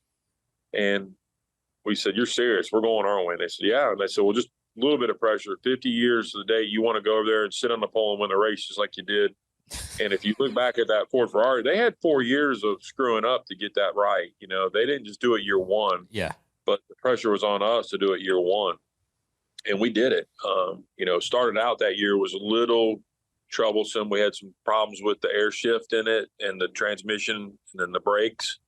But throughout the year, we were getting better and better. I think we finally won about mid-year with that car. And then we roll into Le Mans. I'm saying it both ways. So we roll over there, and Ferrari, you think they'd be like, screw you. They embraced it. They loved it. There had never been a buzz at that race like there was around that Ford Ferrari. They like an ass whooping then, huh? Well, they didn't think we could do it. They really just counted us. And they had really big power. Those engines they had at the time, and they had this, BOP, this balanced performance. And they had just gotten the last trophy where we'd won a race and they took some of our downforce away. And I'll be honest that we weren't probably putting everything on the table at the time until we went there to qualify. Of course. And we should have gone 1, 2, 3, 4, but we qualified first, third, and fourth, and I think we in fifth. We missed the top 4 by 1 spot. And then they were like, oh shit, they're ready. And then we went to the race, and if you watch that race, any of the S's, any of the turns, those GTs were just so badass getting in and off the corners. Just they were so nimble and agile. And the Ferraris had the big power, but they couldn't catch us through the corners. And that Muslin Straight used to be 8 miles. Well, they got chicanes in it now. And we factored for that, the downforce of the car, the turns, the bank, the cornering, and then the mild banking really lended itself to that GT. And to come out of there with that win. And then Edsel Ford has been in our corner for many, many years. And to see him smiling and crying, saying, man, I was 17 with my old man here when we did this with, you know, the old stuff with Carroll Shelby in the Ford group, and to come back and do this again 50 years to the date, you have no idea what it means to my family. And to be a part of that really meant something to us. So it's pretty damn cool stuff. I got to ask you though, during that process, when you're doing that, you're busting ass, there had to be a shit ton of guys not leaving at 5 o'clock. Oh, we worked around the clock. And I'll tell you another Robert Yates story. So get this, we had to validate that engine for 30 hours, which is the race at 24 hours, and then qualifying and practice. They wanted 6 hours on top of the 24 to make sure it was ready to race. And we'd go on these dynos, our simulation dynos at our shop, and even up at Ford, and we couldn't get past 20 hours. We're blowing head gaskets left and right. And I'm talking right up to about 3 weeks before the main deal. We're getting ready to go to a 24-hour race, and we can't keep an engine together because of the power we just laid into it with the boost and the turbos. That we needed that kind of power to be competitive, but we didn't have durability. So we're making all these deck plates and getting special gaskets made, spending a ton of money, ton of hours, pulling our hair out. And Robert Yates comes over to the shop, and he's walking around looking at all our parts and swipe of urethane. We're like, man, what are we doing wrong, Robert?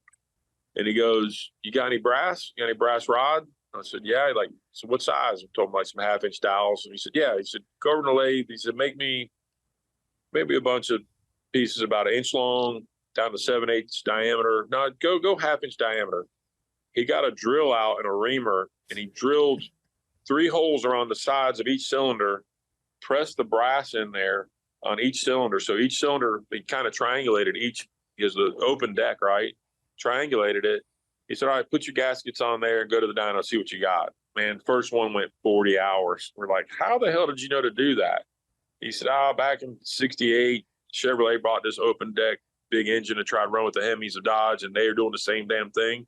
The deck's walking around and you're losing your head gasket. He said, that's what you're doing. You're throwing all that boost in there, all that cylinder pressure, you're losing the head gasket. So he did that just on seeing, remembering something from 68. That's going to be one of the greatest fucking things I've ever heard. The mic drop. It saved our asses. We were like, thank God Robert just had to come to the shop to help us, because we're trying to do it ourselves and we're showing we could do this. And we're getting down to almost a month out, and we didn't have an answer till he came over and saw that. And it was instant. He just saw it. Yeah, turn me some brass dowels. Get me a reamer, get me an air drill, I'll fix this. And we're like, holy shit. Honestly, think about the gravity of what he just said, of just walking through. I'm picturing the whole thing and be like, head. Hey, what you need to do is you need to pin all that so it's not done walking around. Do it with some brass rod, and then fast forward 3 weeks, and you're winning, and that's fucking believable. Yeah, it was, that's knowledge, right? That's his experience shared with us, imparted onto us for just amazing stuff, man. I could tell you countless stories of that. There's this kid they hired in the engine shop doing the teardown, this big kid, kind of like me. Actually, it was me. And I'm chamfering flat tappet lifters in the lathe, and I'm putting them in a 3-jaw chuck instead of a nice collet, and I'm trying to go fast because I want to get them on the dyno. So I'm putting the lifter in there, and I'd spin the T-handle, and it's seat down on the lifter. What I didn't realize, it was putting like micro fractures throughout the whole lifter, like those are old cast pieces. Well, you didn't know it till you got about your 3rd dyno pull and the engine come apart, because all the lifters were shattering. And we're going to Michigan, and I'm losing my mind because every engine I put on the dyno is blowing up. Doug, we can't figure it out. We figured it's a batch of lifters. Robert goes to this other warehouse we used to put all our old parts to sell. He comes back with a tray of lifters. He said, just put these in there, and then I'm going to get you a real short set of wrenches, Jeff. You're the one that killed all those damn lifters. He showed me where I was breaking them. He knew exactly what was happening. He knew exactly. But Doug and I were at the shop all night trying to fix it. He was at dinner working with sponsors. He came by to find out why we were still at the shop. And he was looking at all the parts, looking at the broken lifters. He said, "Come here." He said, "Show me how you tighten that down." He said, you're spinning that T-handle trying to be fast, aren't you? I went, "Yep." He said, "Can't do that, buddy. You got to just ease in there and seat it." And he said, "You're fracturing all these things." So most guys would have gotten fired over that. My punishment was, again, this was about 3:00 in the morning. We figured this out. We finished building 2 engines, and I had to get in a van and drive 10 hours to Michigan and be there by the time the garage opened to put the engine in the car to go qualify. So I ran all night to get there and get those engines in the car. And then he said, "You won't do that anymore, will you?" I went, "No, sir." And then, so I think we won that race. Actually, we won the race. And when we got back, the Mac tool truck would come by to see us on Mondays, see what tools we needed. And he went out and bought one of those, those real short mini sets of Mac tool wrestles. Yeah. He went and got it and had one of our guys, a really good engraver, engraved my name like in third calligraphy. He presented it to me in front of the whole shop. I bet you think about that every time you look at a lathe now, huh?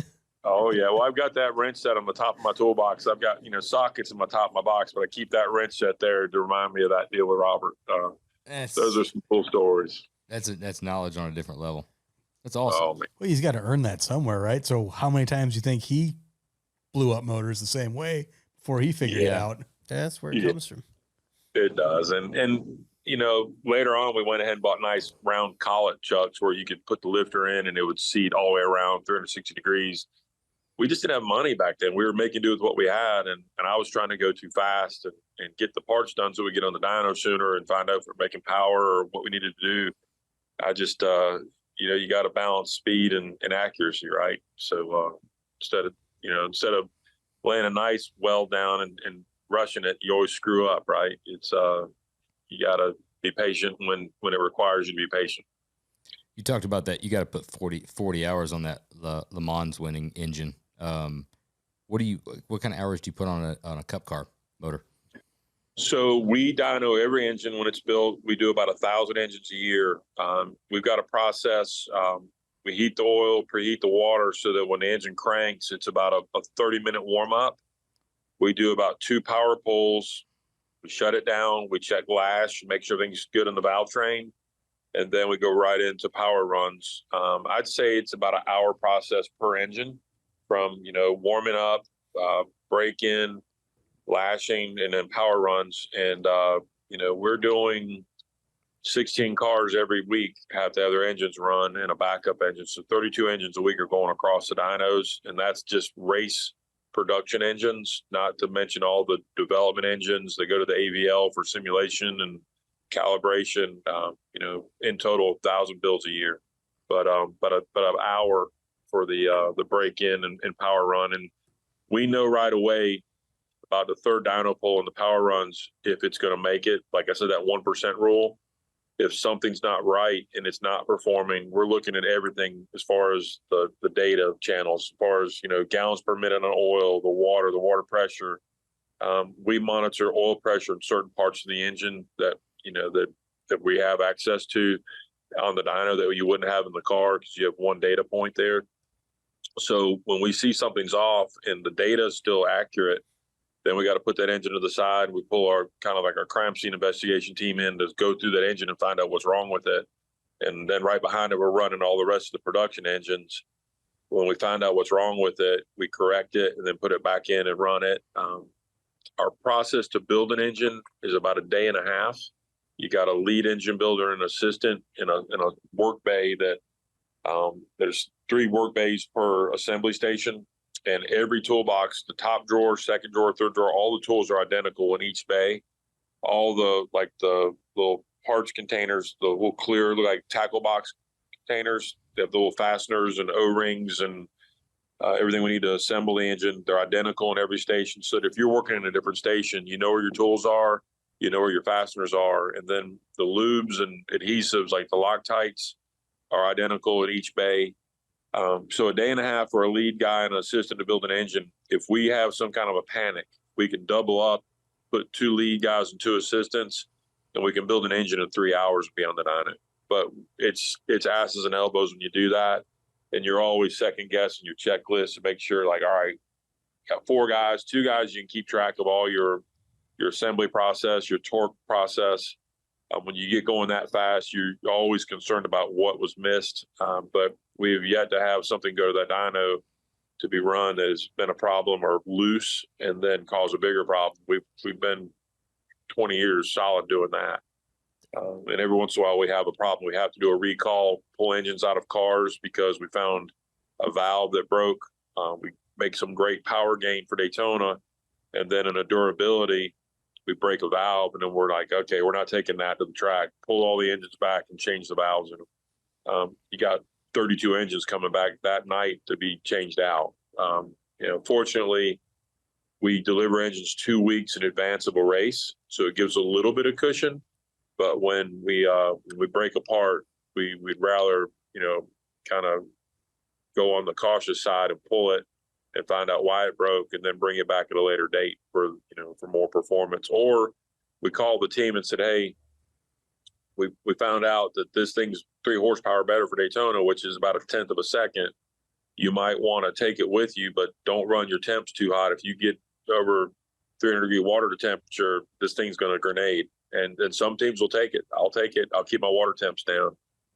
It's their option to get that extra horsepower. But most of the time we do a recall for durability's sake. No failures. Fucking long journey from slipping in that speedy dry with the jack.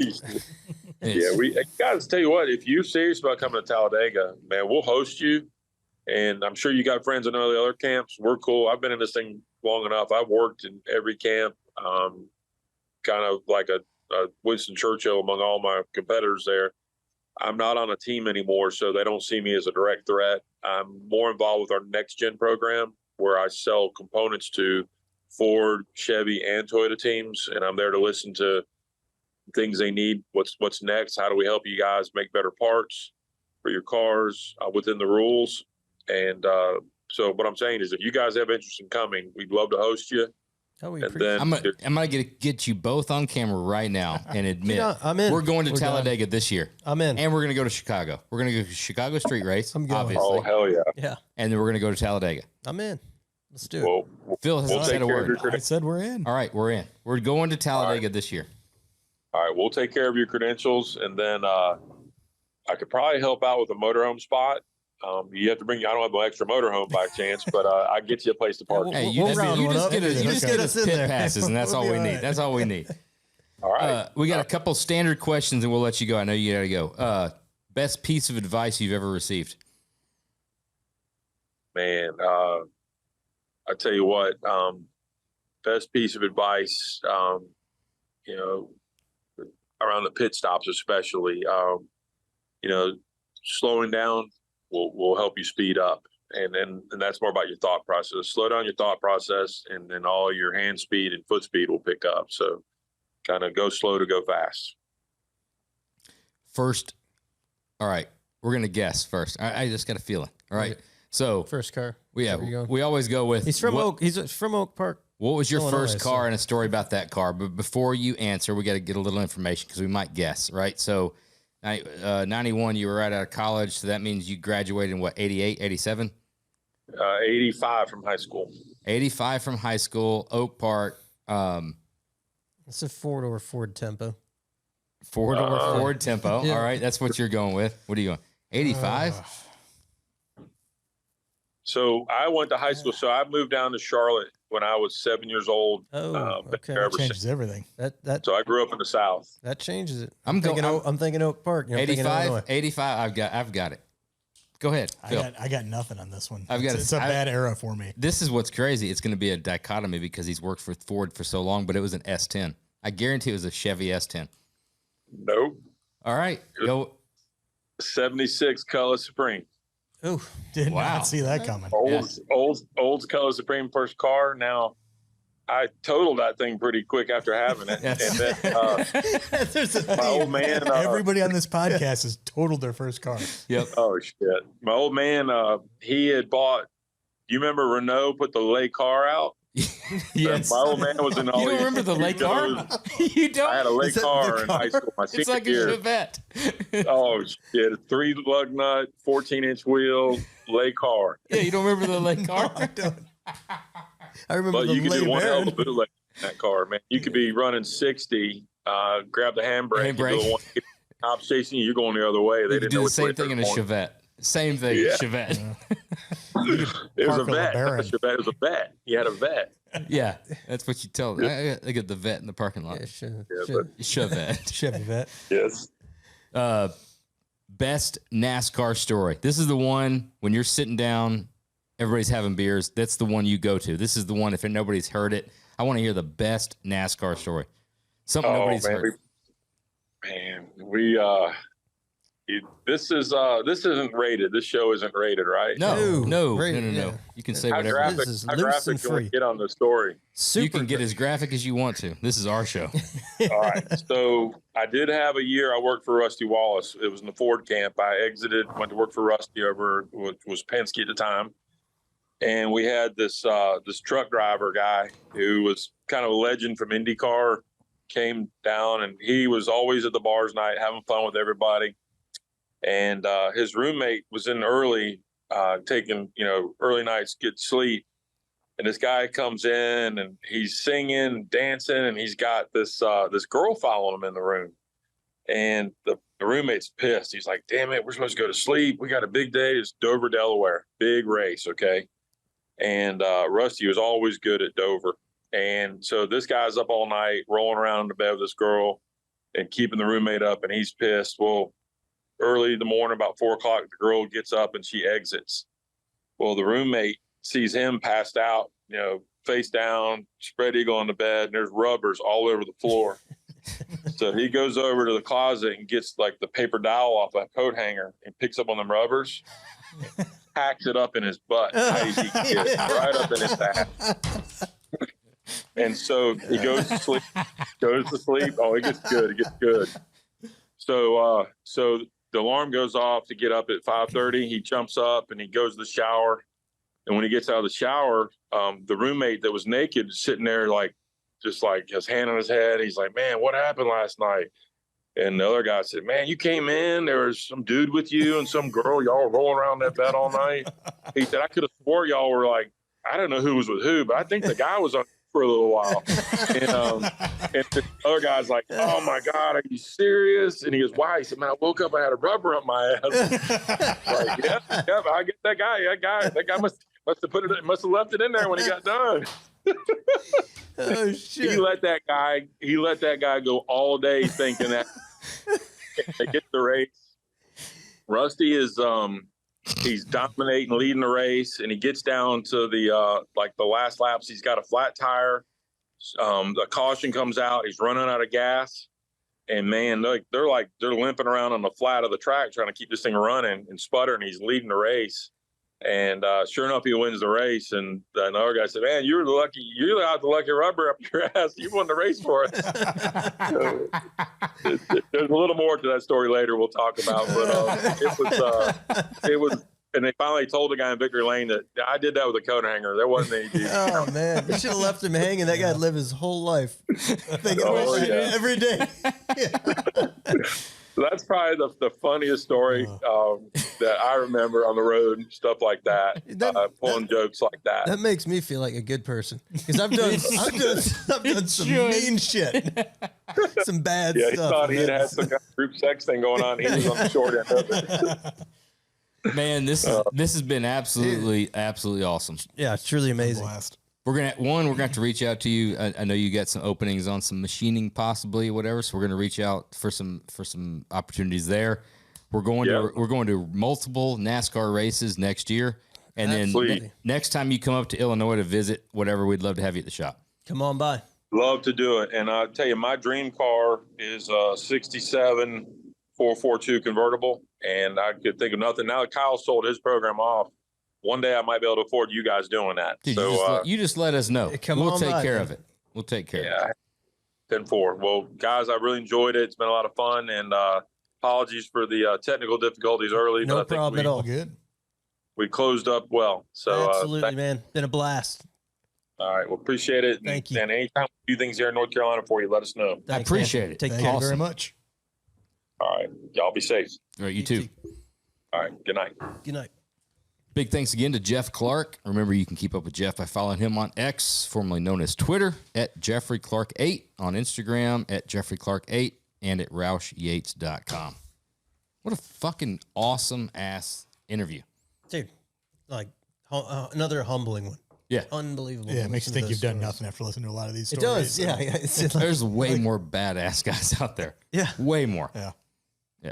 Just the last story. It's like, I got to step my game up with you. I feel That's like. your takeaway, huh? Yeah, out of all was your that, right? I knew There that was- after there was 2.5 hours, the only thing he was saying was like, oh, I could get away with a lot more shit. Yeah. I'm like, I've gone easy. You know, I've gone it like taking it real easy on you. But honestly, unbelievable Yeah. fucking stories, man. That I'm surprised there was not a single shot at the Ford GT. I know. yeah, you guys let me off. You guys let me We've- off easy. I figured on it that. would be. There was a lot of motivation and inspiration behind that. I really Yeah. wanted to. Dude, that's true. As an owner of a Ford GT, how would you feel hearing that? He's not an owner of He's G. not? He doesn't Yeah. understand it. If I was, I would be very proud. Yeah. From a guy that has a friend that has one who's driven it, I can I can share a little bit of the excitement. Yeah, know what? I have This- a picture of me Yeah. in it, dude. Yeah. This is Cool. a perfect Tim, time. my man Tim, fucking hooked it up. I've read a magazine about cars too. Super fucking cool. It's the same. Kenny Davis actually found the perfect car for Jer on Facebook and sent it to me the other day. I'll send it to you. We'll have to Hey, go ahead. put Show this it. up on screen here. All right. Well, where'd it go? All right. That's a right there. So That that's is a Fiero. project car, 85 Pontiac. It's a Firo, Firo with GT40 body, 3.8 supercharged, 60,000 miles. It's supercharged. If it is posted, it is available. That's the perfect car for Dude, him. it's almost like a GT, but smaller. Dude, it checks all the boxes. It Yeah. honestly does. It's probably more nimble. You take that to fucking Le Mans. You'd Stop. drive that thing deep into the corners. Yeah. Fucker would rotate like Bet you'd like nobody's it business. driven deep. I'm trying to find this picture. What is it? It's a picture of you in a GT. You're There's damn right it nothing is. cool about you driving somebody else's GT. Dude, you want to see me a picture on a roller coaster? I've done all kinds of cool shit. I don't own them. Here's a picture of me at the ocean. Also, something I don't own. I hate you. You don't own an ocean? I fucking hate you. Here's a picture of me on a huge boat. Also, something I don't own. I don't even know where this picture is. Dude, there's so many cool pictures. There's a in here. picture of me on a giraffe. Also, something I don't own. You don't own a giraffe. I could see you on tiny like a giraffe? baby giraffe. Yeah. If you could own a baby giraffe, you wouldn't have one? Oh, fuck yeah, I would. Exactly. 100%. George is basically a baby giraffe. Oh, look at that. If this not is a me. picture, I don't want to see That's you not in me, but something. That's my son. Look at that. Zoom in on that. Okay, Okay. cool. Wyatt was What in a does that look GT. I was driving. I drove it. Yeah, but it's not his dad's. Doesn't matter. He doesn't know. He got to Oh, he experience knows. it. You're telling me that Wyatt doesn't know that his dad doesn't own a GT? You I walk guarantee- into the garage every morning. I think, guarantee. No GT here. Yeah. Do you think he looks down on me because of that? 100%. He's Yeah. told me before. Has he? He's like, really? do you think anybody else that has, you know, a lot of people that own GTs, do you think they would adopt me? I want a new dad. You did not fucking say that. He did. dude. Fuck. Every morning, it feels right. Every morning he goes out there in the garage just hoping today's the day That he's gonna see that his one. dad has something cool. Yeah. Maybe dad's going to bring it home today. Yeah. No, son, dad doesn't have it. No, dad still doesn't have a GT. He's got a calendar of days without seeing dad's GT. How many days? Do you think- How many days since Dad still doesn't have a GT? You think showing a picture of your son in another man's GT is like redemption? No. We're moving on. You won. You defeated me on this. That was an honest victory. Well fought. On to the whiskey review. We're in it now. Dude, the Litchfield stuff was solid. Yeah. This is interesting. It's It's got like a cinnamon. very Very cinnamony. cinnamon. Extreme. It's a cinnamon bomb. Yeah. Hits Was you, not expecting that, hits you hard. but it doesn't. You don't For feel me, the proof. the 121 proof isn't. It doesn't. I don't taste it. It's hitting me in the chest hard. This shit's good. Yeah, it's good. It's, Both of them are good. I think we're a little into it, but Good submissions, man. That, where's the letter at? Right here. Was it Andrew? Uncle Terry? Terry, Larry, Austin Gary. Clark. Austin Clark sent some fucking bangers. He did. So the first one up, The local, Litchfield. little local yokel, It's which not Connecticut. It's local to him. Yeah. to him. Yeah, it was local Gotcha. to him. Which for us, It's not local. What's our local like? Locally, I would say I was a What are you little gonna bit. get? I was a little bit scared with a local distillery. I'm gonna go ahead never and good. not say a thing and let you talk about our local distillery. So Please our- put your foot in your mouth. Yeah, our local. No, I'm not gonna put my foot in my mouth. The local distillery happens to hold the title for the number one worst bourbon of all time. What's the name of it? Copper Fiddle. It's literally a joke. I bring the bottle to various friends' houses as a gag gift because it's so fucking bad, and then we re-gift it. You take it to the next guy. How bad is it? It's horrible. It's not palatable. It's not drinkable. Whiskey Acres bad? Worse. It's the way, dude. It's the worst. It's the where you can't even make a cocktail with it. It ruins the cocktail. It's that bad. So I'm forever scarred by local distilleries that aren't in the Kentucky, Tennessee region. You think Yeah, we did that one still small distillery in Kentucky. We went down there. That was not good at all. Yeah, they're not suck. them and Copper Fiddle aren't putting age statements on their No, bottles. that was simply. I would classify that as There's just a simply barn. not good. Yeah. So, like That not was- horrible, not off-putting, just not good. That's just distilled was- grain alcohol. That was like We're not getting into Yeah, we don't bourbon. need to name names, but simply put, that's for a local distillery, 5-year, something I've never heard of. Connecticut, 5 Fucking year solid, dude. 5 year It's really 90 good. proof. I don't know what the mash bill is. It drinks like a weeder. It's good. like a weed. Like a weeder. Say it fast. Weeder. How about we just Wheat. like a wheat tid? Yeah, Weeded. Yeah, a weeder. it's good. I'd struggle to rate it. I don't know. It's been a minute since we've rated something. It's 2024. It's first rating of the year.